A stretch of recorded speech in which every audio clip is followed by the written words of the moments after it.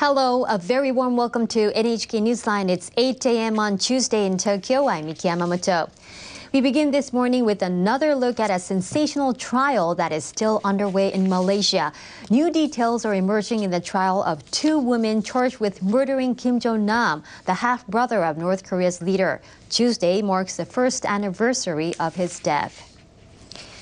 An Indonesian woman and a Vietnamese woman have been charged with killing Kim by smearing the highly toxic VX nerve agent on his face at Kuala Lumpur International Airport.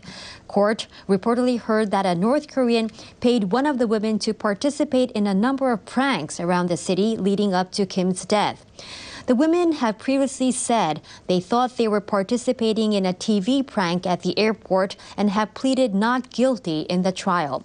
4 North Koreans are suspected of working with the women but fled Malaysia, as did other North Koreans that police were investigating, including an official from the North Korean embassy in Kuala Lumpur.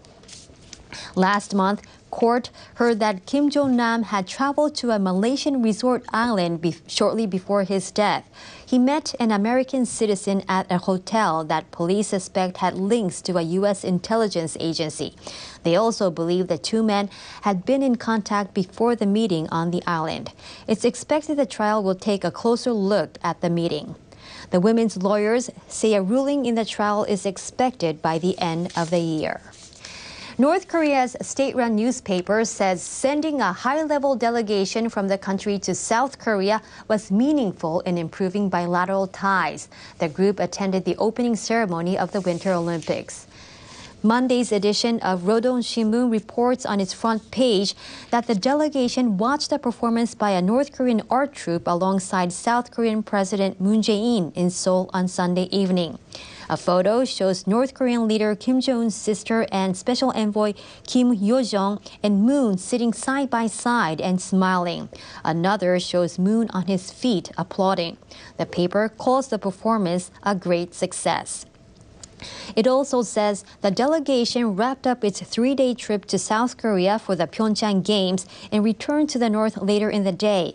It says the head of the delegation, Kim Yong-nam, was greeted by a military guard of honor at an airport in Pyongyang.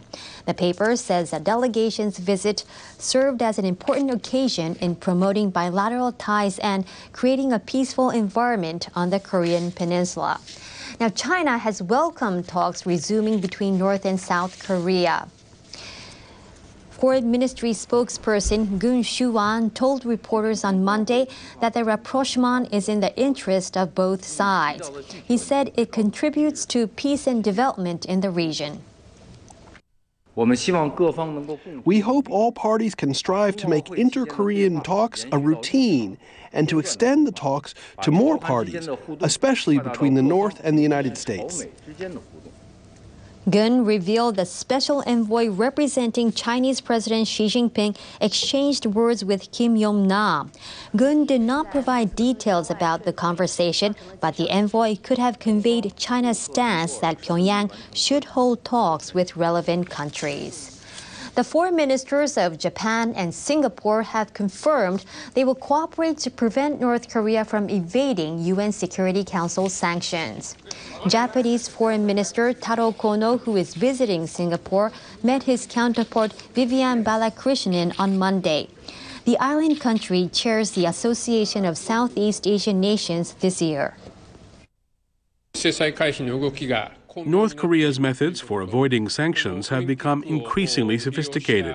The international community should not be blinded by the country's charm offensive at the ongoing Winter Olympic Games. Kono urged Southeast Asian nations to cooperate so as to avoid providing North Korea with any loopholes. Balakrishnan replied by saying the ASEAN bloc will make every effort to see that UN Security Council resolutions are fully implemented. The 2 foreign ministers agreed to work together to apply further pressure on the North.